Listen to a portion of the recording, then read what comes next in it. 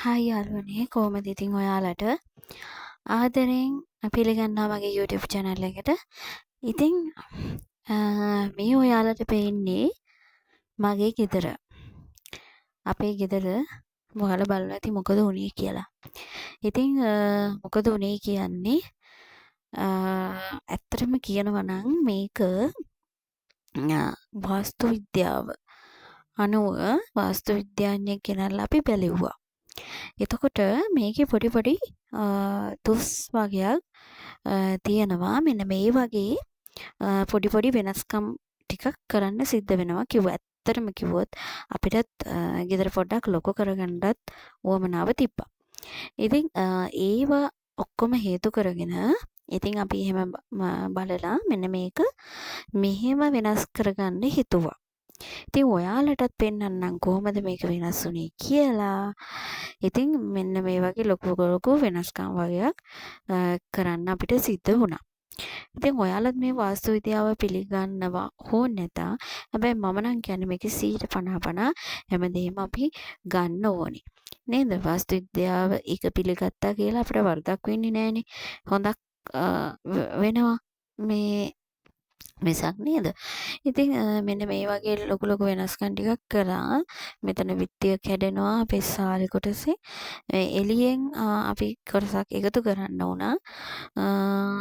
එහා පැත්තේ කාමරේ මෙන්න මේ වගේ මේ විත්තිය කැඩුනා. කැඩිලා මෙතෙන්ටත් මේව කොටසක් අපි එකතු කරගත්තා. ඉතින් මේක ඇතුලේ මෙන්න මේ වගේ ඉඩ ප්‍රමාණයක් තමයි කලින් තිබ්බේ. දැන් ටිකක් ලොකු වෙලා තියෙනවා. ඉතින් මම ඔයාලට කියන්න ගියේ ඔයාලත් මේක අපි ඇත්තටම ගොඩක් කල් හිටපු ගෙදර නෙවෙයි. මේක අපේ තමයි අපි තමයි හැදුවේ. නමුත් මේක රෙන්ට් අවුට් කරලා තමයි තිබ්බේ. ඉතින් හැබැයි පර්මනන්ට්ලි අපි මෙතෙන්ට ෂිෆ්ට් වුණ හින්දා අපි හිතුවා මේක මෙහෙම බලලා ලස්සනට හදාගන්න ඕනේ කියලා. ඉතින් ඔයාලත් පුංචි ගයක් හරි කමන්නේ අලුතෙන්ම හදනවා නම් ප්ලෑන් එකකට මේ වාස්තු විද්‍යාව බලලා ඒ ප්ලෑන් එකට අනුව ගයක් හදන එක හොඳයි. මොකද පස්සේ මේවා බලන්න වුණොත් ඔයාලට නැවත මේවා කඩ හදන්න සිද්ධ වෙනවා. එතකොට ඒ අතින් ලොකු පිරිවැයක් දරන්න වෙනවා ඒවට වියදම වැඩි. මේ මං ඉස්සර වෙලා පෙන්නුවේ ඔයාලට මේ කියන ගමන් කිචන් එක මේ වගේ කිචන් එකටත් කෑල්ලක් අපිට එකතු කරන්න සිද්ධ වුණා පිටිපස්සට. මේක ඇත්තටම කියනවා නම් මේක තමයි අපේ උඩ තට්ටුව විදිහට අපි පාවිච්චි කරන්නේ. මේකම තියෙනවා යට තට්ටුවකුත්.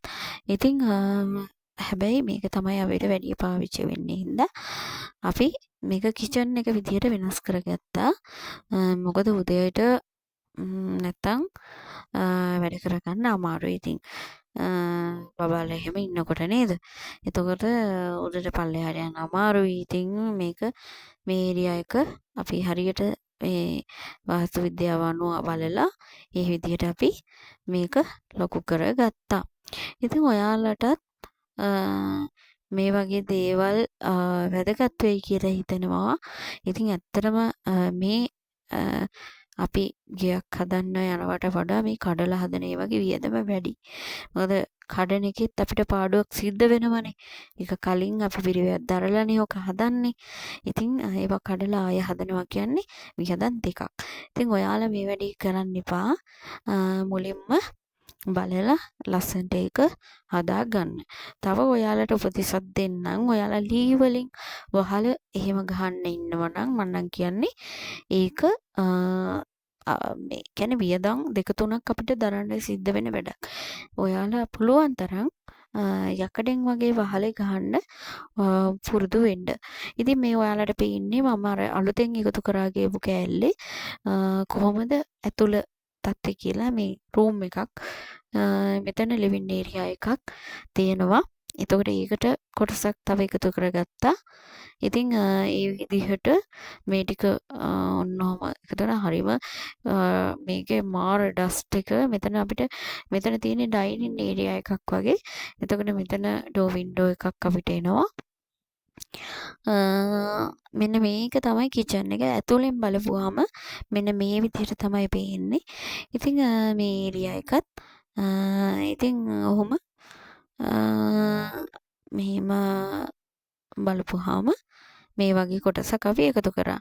මේ තියෙන්නේ යකඩෙන් වහලෙ ගහන්න හදන විදිය.